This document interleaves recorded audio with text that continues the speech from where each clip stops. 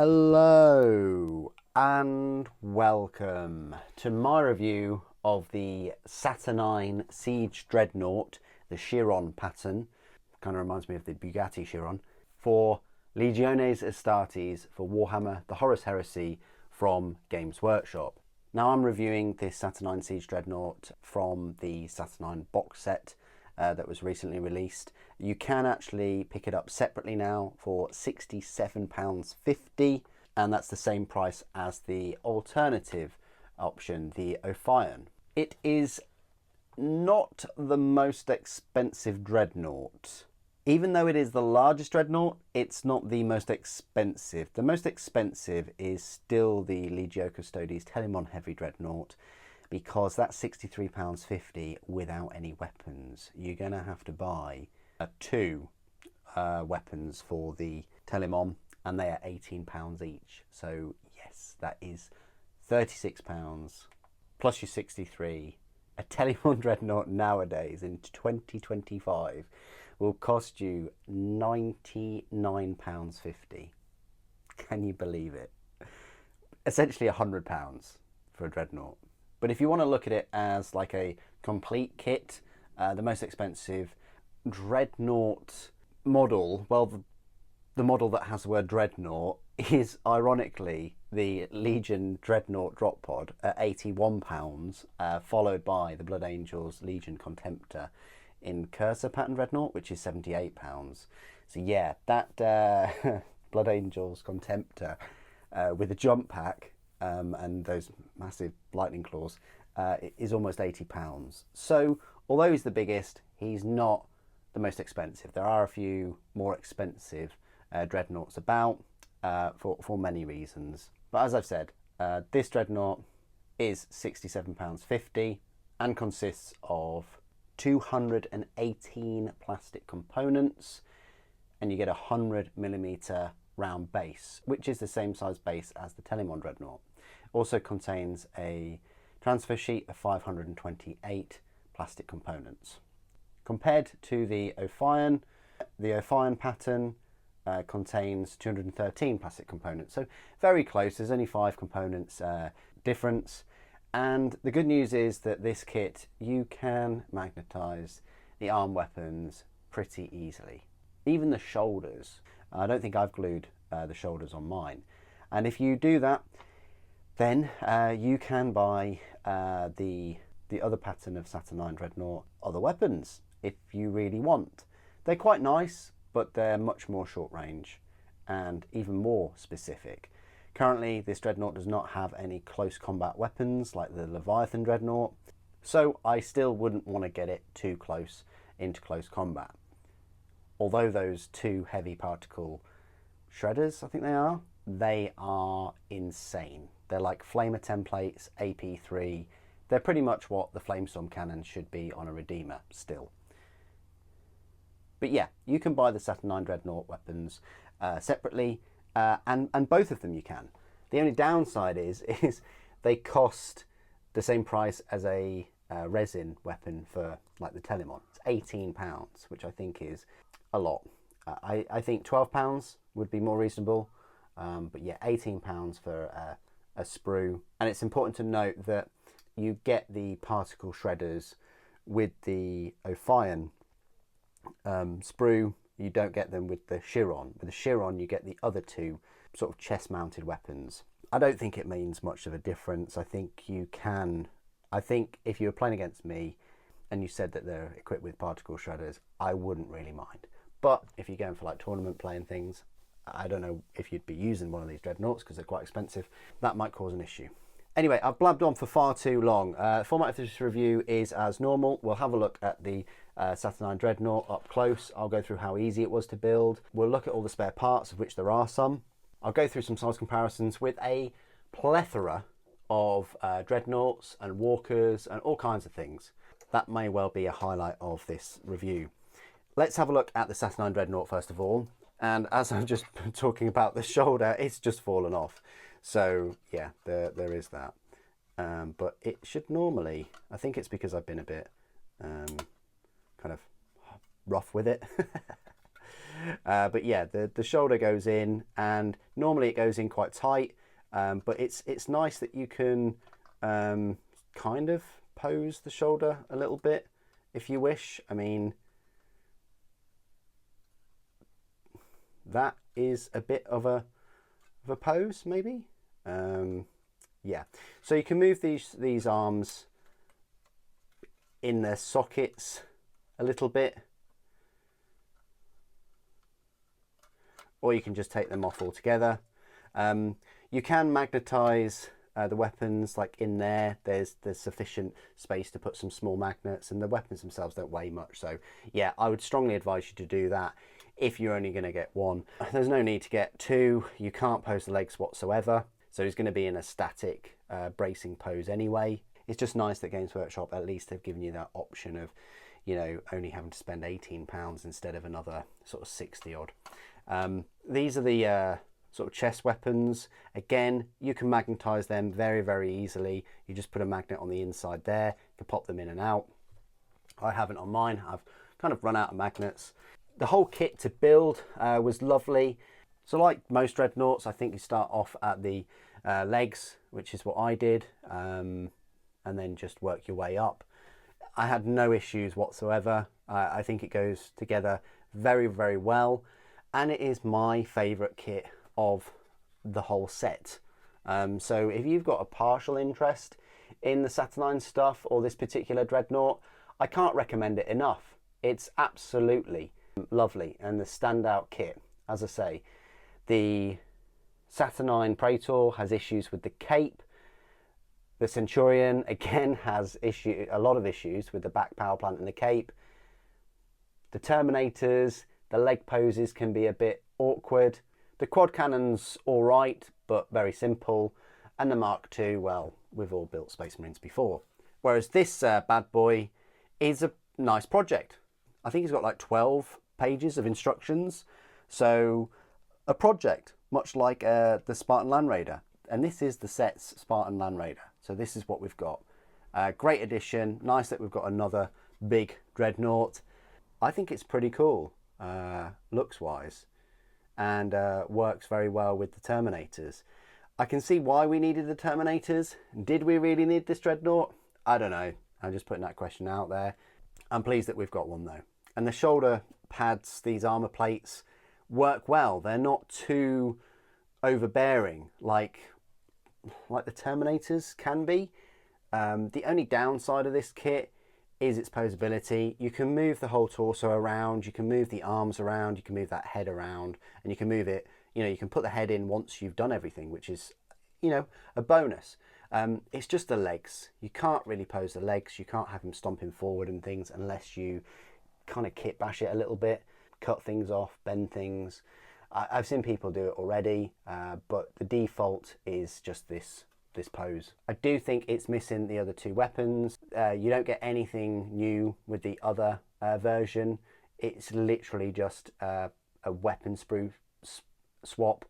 And I 100% think that we should have got the other weapons in this kit or in this set and in the main box. I think even if they bumped up the price to like £70, yeah, I think that would still be fine to have this kit as 70 and include all of the other weapons.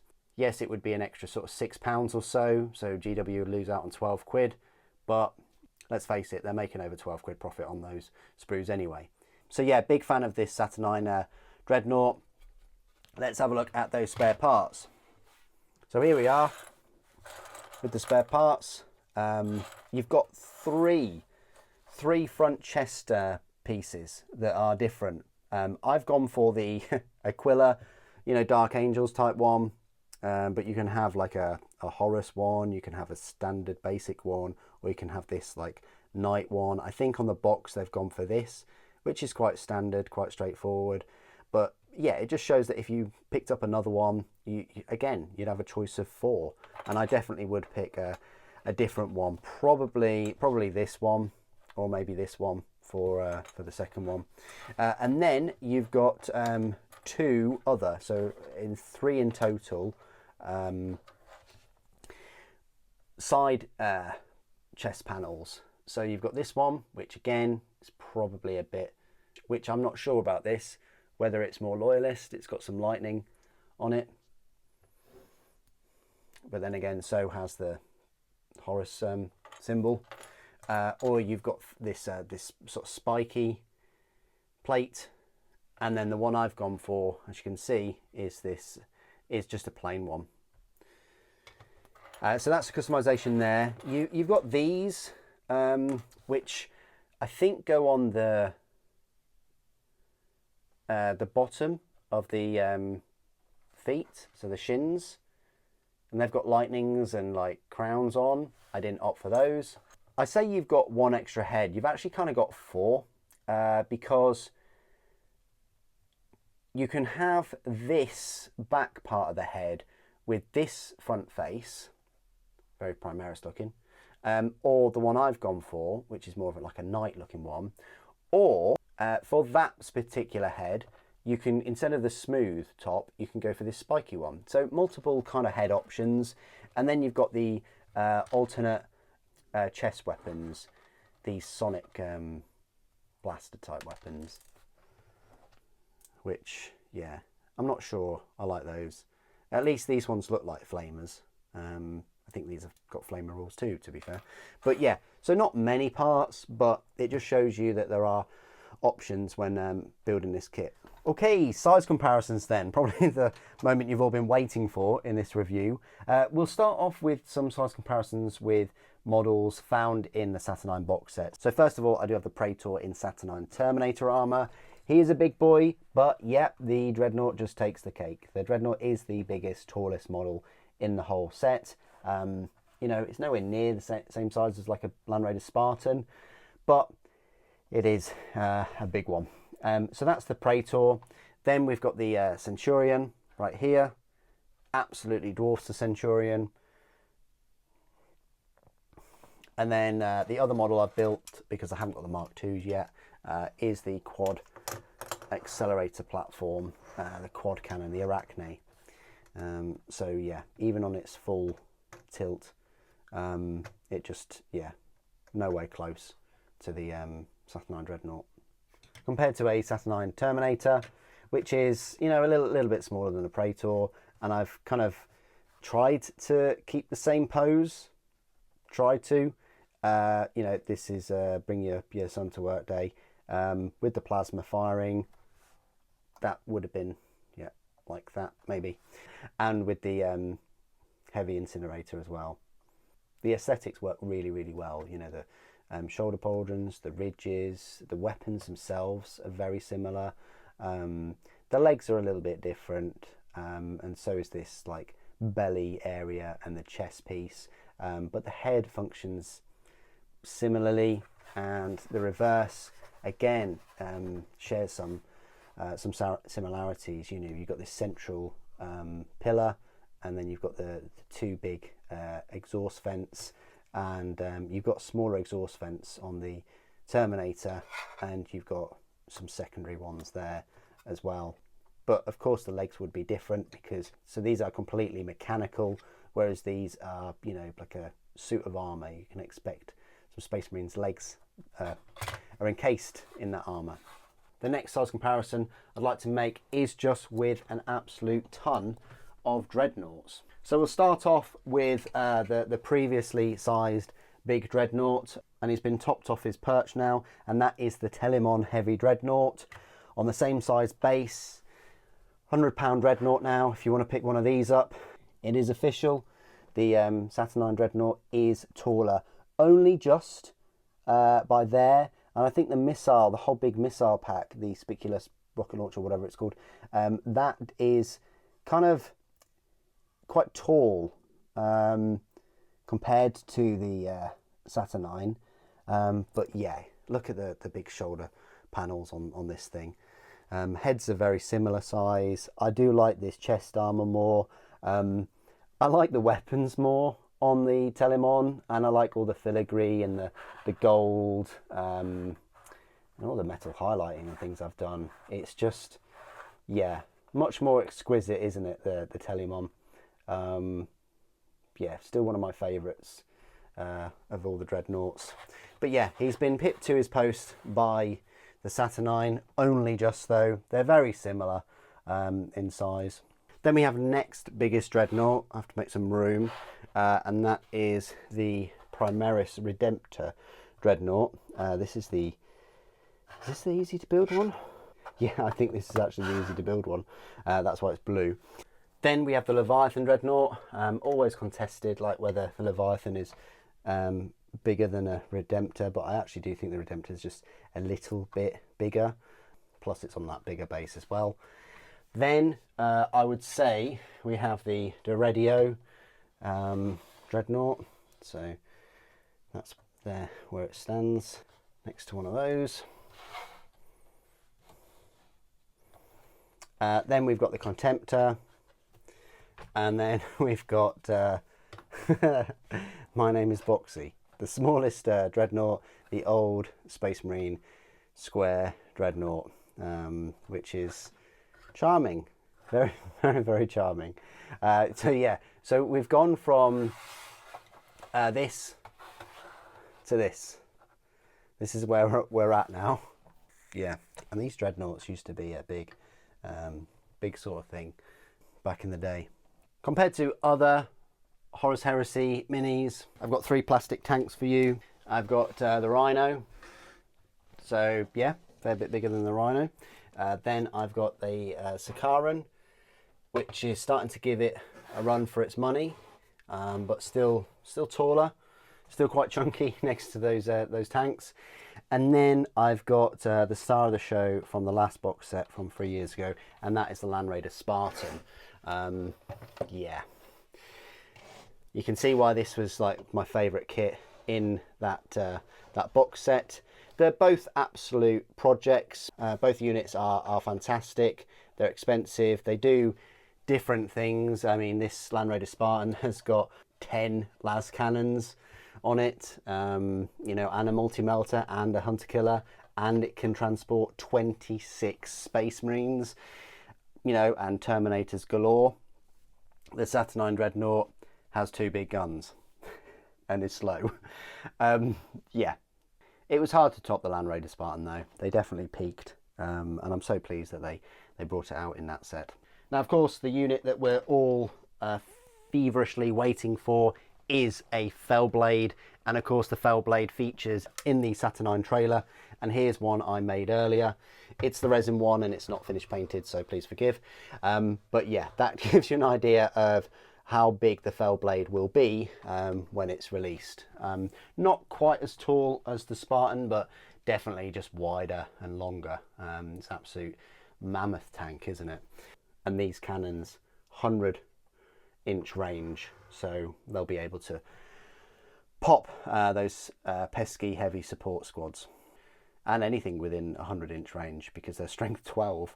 The last size comparison I just wanted to make briefly is just with some standard Space Marines. So I have the old Mark IV and Mark III,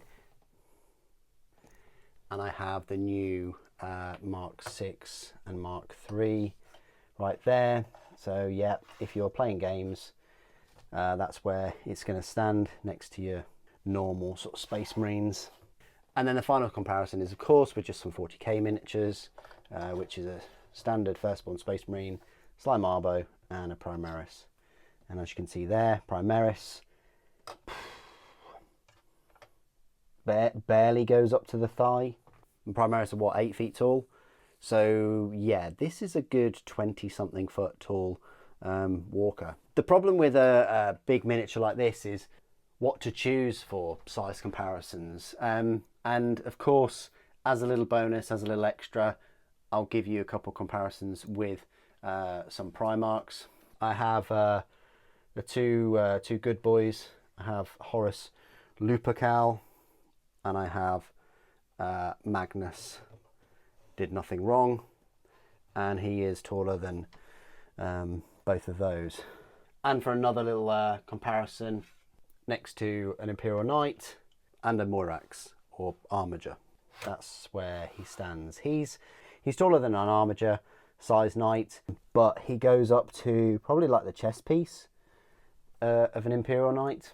Okay, now this is my part of the review where I will go through all of the rules for the Saturnine Dreadnought. Because it will be a long time before I pick up the Ophion pattern, I'm going to talk to you about its weapons in this rules section. So you'll find its rules in the new War Engines category in your Liber Astartes Loyalist Legiones Astartes Army book. He also makes an appearance in the Heretic Astartes Army book.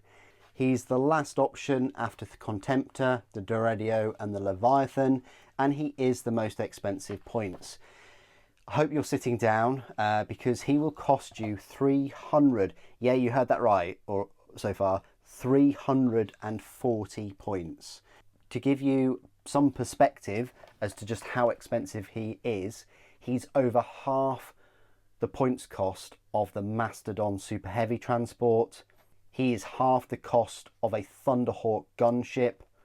He's over half the cost of a Fellblade, Falchion, Glaive, and he's almost a similar points cost as the Cerberus and Typhon heavy tanks. He costs 60 points more than one of those Kratos assault tanks, and he's only 60 points cheaper than a Spartan Land Raider. What do you get for these 340 points then? I hear you all cry out. Well, his stat line is movement of 6 inches, weapon skill 4, ballistic skill 4, strength 8, toughness 8, wounds 8, initiative 3, 2 attacks. You heard that correctly, only 2 attacks. Leadership 12, cool 10, willpower 7, intelligence 5, save of 2+, and a 4+ invulnerable. Now that is pretty good though.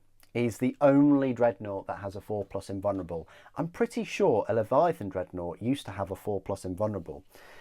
More on the changes of the rules in an upcoming video where I compare the old Liber Astartes book with the new 3rd edition book. Super, how does that compare to the aforementioned Leviathan Dreadnought? Well, he's the same speed. He's got the same weapon skill and ballistic skill, the same strength and toughness. He's got 1 extra wound though, but he is slower with initiative 3, and he's got half the attacks at attacks 2. All of the other characteristics remain the same, of course, except for that invulnerable save, which the Leviathan has a 5+, which is an absolute travesty, which is an absolute abomination to mankind. Now, his wargear, he is armed with the disintegrator cannon and the heavy plasma bombard, the 2 new kids on the block in terms of weaponry, 2 photonic incinerators, and a thermal diffraction field. I'll talk about the thermal diffraction field in a moment. Special rules, bulky 8, explodes 4+, type is a walker, and the traits is allegiance, legiones astartes, and smokescreen. Options, this model may have its heavy plasma bombard exchanged for one of the following: a disintegrator for 10 points, an inversion beamer for 10 points, a graviton pulverizer for 10 points. This model may have its disintegrator cannon exchange for one of the following: heavy plasma bombard for free, inversion beamer for free, or graviton pulsar for free. So what we're saying is that the disintegrator is kind of worth more because you're having to pay for the plasma to be swapped, but you don't have to pay for the disintegrator to be swapped. But that does mean that you can have 2 disintegrate cannons, which is horrific. Basically 2 of every weapon, if you really wish. So even more of a reason to magnetize it, because then if you picked up another weapon sprue, yeah, you'd have the whole set, wouldn't you? Pretty much, kind of. Both of the model's photonic incinerators may be exchanged for one of the following: 2 concussive resonators at 10 points, or 2 heavy particle shredders for 10 points. It's really worth noting that in this Chiron pattern of Saturnine Dreadnought, you don't get the heavy particle shredders in the box set. You only get the concussive resonators and the photonic incinerators. It's really worth noting that. You know, if you're going to play like competitive play or something like that, but if you're going to play in a competition where you have to have those particular weapons represented on the model. But if you're playing friendly games, I think just go for the rule of cool. I've gone for I think the photonic incinerators, just because they work well with the aesthetics of the miniature. Now, what do all these weapons do then? Well, let's talk about the 2 new weapons Well, there's actually 4 new weapons, really, if you think about it. But the disintegrator weapons, it's armed with a disintegrator cannon. I thought it would be like a heavy disintegrator cannon or something like that. Maybe that's coming in the future on a tank. But the disintegrator cannon, it's nice. It's like a short-range las cannon that overheats. It's a range of 24 inches. It's firepower as 2, so 2 shots. Range strength of 9, AP 2, and damage of 3, but it does have overload 2. I think that means if you're hitting on a 2 or a 1, it's going to overload and cause a wound. I mean, it's got 8 wounds, so yeah, you can tank it. I don't know whether it's worth it. But compared to the twin heavy disintegrator, which is what the Terminators all have, the only difference is the range strength. Their range is 7, and the damage, and their damage is 2. So, you know, to have it on a Dreadnought, you're not getting any further range. It seems like they're limited in range to 24 inches, but you are getting the better strength and the better damage. The other weapon, the Heavy Plasma Bombard, is again the big daddy of the Plasma Bombard, and this time it does get a bump up to its maximal range, which is 36 inches, which is 12 inches more than the normal Plasma Bombard. Like all plasma weapons, it has 2 weapon profiles, sustained fire or maximal fire. Sustained fire has range of 36 inches, firepower 1, range strength of 7, AP 4, damage 2, but it does have a blast 5-inch marker, barrage 1, breaching 6+. The maximal fire is pretty good though, because it bumps up the strength to 8, and the breaching gets to 5+, but then it has overload 2. So potentially this Dreadnought, if it's firing the maximal fire on the Heavy Plasma Bombard and its disintegrator cannon, it could, yeah, start blowing itself up really, which is interesting. They've almost inserted a bit of orkiness into this new edition with this overload rule. But yeah, 5-inch blast marker is nothing to be sniffed at, but you know, it is only breaching 6+, so you're going to have be hitting on 6+s to, you know, wipe out Space Marines. Whereas the disintegrator cannons, you run the risk of the overload on just the normal fire, but you're potentially getting 2 shots, 2 kills per firing. But I think the potential of you wiping out half of your wounds every time it fires is a bit too much for something that's 340 points. Then the other 2 weapons, the Inversion Beamer, which I don't think I've seen before. It's a beam weapon, so that means that the closer you are to something, the more damage it's going to do. Now, typically with beam weapons, the further away from a target, the more damage you're going to do. But in this one, it's an Inversion Beamer, so it's actually the closer you are, the more damage. So under 15 inches, it's firepower 1, range strength 8, AP 2, damage 3. Heavy RS, blast 5 inches, so it's a nice 5-inch blast, but 15 inches away. And then the other distance is between 15 and 30 inches, firepower 1, range strength 7, AP 3, damage 2, heavy RS, and then blast 5-inch. So that might be the way to go. The only thing is it'll have to have an effective range there of 36 inches, because you're going to have to move 6 inches and then fire the Inversion Beamer. But it's still, yeah, quite scary weapon, scarier than the Heavy Plasma Bombard. The other weapon, the Graviton Pulverizer, which sounds so cool. It is unfortunately only an 18-inch range weapon. Firepower 1, strength 9, AP 3, damage 3. It's a heavy D, blast 3-inch, breaching 6+, shock, pinned, and pinning 3. So a very nice, tasty weapon there. You know, you're getting a smaller blast marker, but it is on par with the disintegrator cannon with strength and fantastic armor penetration and damage, as well as that heavy D. The chest weapons, the default, the 2 photonic incinerators, are actually a flame weapon. They're template 1, range strength 6, AP 4, damage 1, template panic 2, assault flame. Now, I've kind of said that mine are particle shredders, and they're heavy particle shredders, and they're definitely worth the points. These are the big daddies of the particle shredders that are on the Saturnine Terminators, which I think are the sleeper weapon of this edition. The heavy particle shredders are flame weapon, so firepower 1, range strength of 6, but the AP is 3 and the damage is 2. It's a template weapon, breaching 6+ and overload 1.